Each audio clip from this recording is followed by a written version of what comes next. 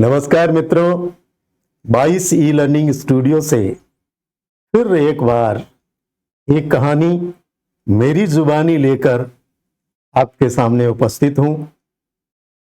इस बार जो कहानी मैं आपको सुनाने जा रहा हूं उसका तेवर अपने आप में थोड़ा अलग है। आइए उस कहानी से आपको रूबरू कराता हूं। एक शहर है और उस शहर के पास में एक छोटा सा आश्रम, और उस आश्रम में गुरु और शिष्य दोनों रहते हैं। गुरु और शिष्य अपनी आजीविका के लिए खिलौने बनाते हैं और खिलौने जब तैयार हो जाते हैं तो शहर में जाकर बेचते हैं और उससे जो पैसा आता है उससे अपना गुजारा चलाते हैं। एक दिन दो दिन में जितने भी खिलौने बने, गुरु और शिष्य साथ में शहर में पहुंचते हैं और सुबह से शाम तक जो माल बिकता है, खिलौने बिकते हैं, बेचकर आ जाते हैं।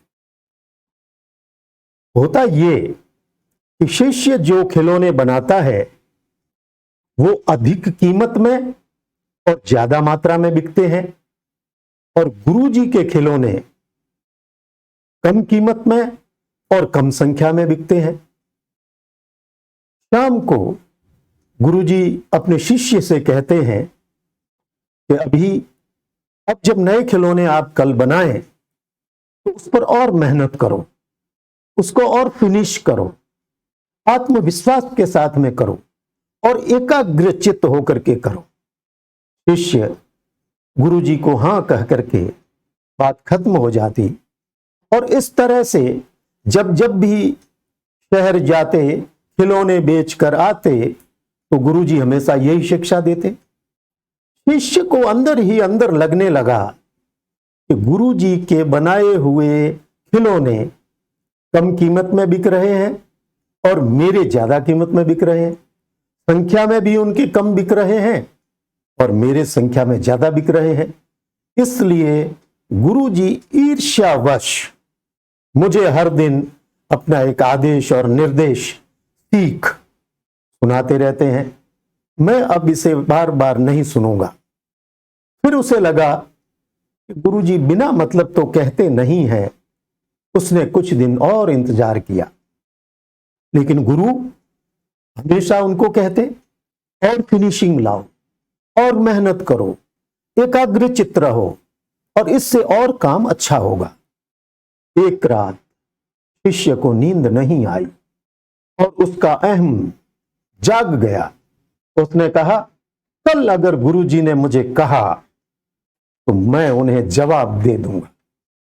जैसे ही गुरु और शिष्य दूसरे दिन शाम को खिलौने बेचकर आए, गुरु ने शिष्य से कहा, बेटा, जैसा मैं हमेशा कहता हूं आज भी कह रहा हूं, तुम और फिनिशिंग लाओ और मेहनत करो, एकाग्रचित्त रहो। अब शिष्य का शिष्यत्व जाग गया। उसने कहा, गुरुजी, मैं काफी समय से देख रहा हूं कि आप मुझे आगे बढ़ने से रोक रहे हैं।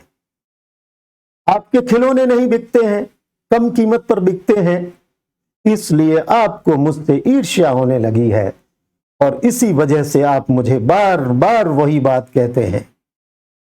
गुरुजी मुस्कुराए। उनके चेहरे पर किसी तरह का कोई विरोधाभाव नहीं था। उन्होंने कहा, बेटा, मेरे दिमाग में तुम्हारे प्रति कोई ईर्ष्या नहीं है। खिलौने कम कीमत में बिके कि ज्यादा में बिके, महत्वपूर्ण ये नहीं है।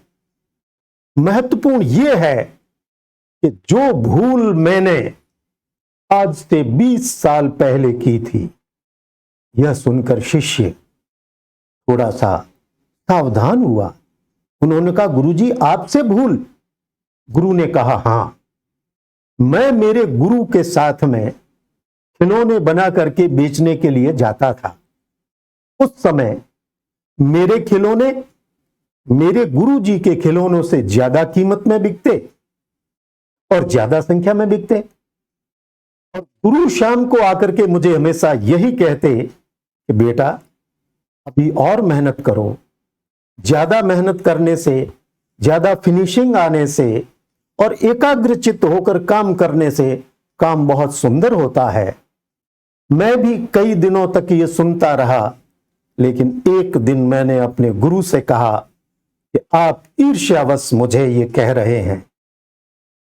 लेकिन हुआ ये कि आज मुझे ये लग रहा है कि मेरे गुरु ने मुझे कहा था वो बात सही थी, क्योंकि मुझे इतना विश्वास अपने पर हो गया, अत्यधिक विश्वास हो गया कि मैं इस हुनर को बहुत ताकत से जानता हूं। मेरे खिलौने बहुत सुंदर बनते हैं, उसकी कीमत ज्यादा मिलती है, इसलिए मैंने मेहनत करना बंद कर दिया। और परिणाम यह हुआ कि आज मेरे खिलौने कम कीमत में बिक रहे हैं। मैं खिलौनों के लिए उतना एकाग्रचित्त नहीं था, उतनी फिनिशिंग नहीं ला रहा था, क्योंकि मेरे में ज्यादा आत्मविश्वास हो गया कि मेरी चीज तो बिकनी ही है। और जिसका परिणाम तुम देख रहे हो कि आज तुम्हारे खिलौने बिक रहे हैं। लेकिन बेटा याद रखना, आज से अगर तुमने ये फिनिशिंग करने का काम, मेहनत करने का काम, एकाग्रचित्त होकर काम करने का काम छोड़ दिया, तो जो भूल मैंने की थी वो भूल तुम्हें भी याद आएगी और बाद में तुम पछताओगे। मित्रों, यहां गुरु शिष्य की कहानी तो खत्म हो रही है, लेकिन बात खिलौनों पर आकर के रुक जाती है। मैं आपसे कहना चाहता हूं कि हमारी जिंदगी में भी, क्योंकि जिंदगी स्वयं एक खिलौना है और उसको जितनी ज्यादा हम परिष्कृत करेंगे, आप लोग इम्तिहान देते हैं तो आपको लगता है कि अब मैं बहुत पढ़ चुका हूं, मैं बहुत काम कर चुका हूं, लेकिन नहीं, यह अत्यधिक आत्मविश्वास आपको ले डूबेगा। आप दिन प्रतिदिन अपनी कुशलता बढ़ाइए, अपने ज्ञान को फिनिश कीजिए और उसमें इतने एकाग्रचित्त हो जाइए कि आने वाली हर परीक्षा की चुनौती आप उसे स्वीकार करें और उस चुनौती को जीत सकें और हर मुकाम हासिल हो सके। क्योंकि कहा है, विद्या ददाति विनयम और विनया ददाति पात्रताम। मतलब ये कि जहां विद्या आएगी वहां विनय आना चाहिए, और जब विनय आएगा तो पात्रता आएगी। पात्रता का मतलब है योग्यता, और योग्यता जब में आप में आएगी तो कोई ऐसी चीज नहीं है कि जिसे आप प्राप्त न कर सके। आपने देखा होगा, नोकिया जब पहली बार आया था और आज देखिए क्या स्थिति है। नोकिया ने अगर अपने आप को अपडेट किया होता तो आज मार्केट में जिंदा रहता, लेकिन आए दिन 2G, 3G, 4G, ये जी जितने भी बढ़ रहे हैं, ये लोग अपने हुनर को चमका रहे हैं, बहुत ज्यादा मेहनत कर रहे हैं, उस पर पूरा फोकस कर रहे हैं।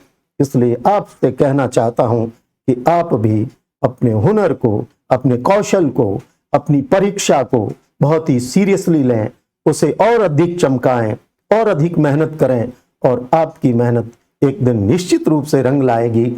ऐसी ही शुभकामनाएं। फिर एक नई कहानी के साथ आपसे मुलाकात होगी। बहुत बहुत धन्यवाद। जय हिंद।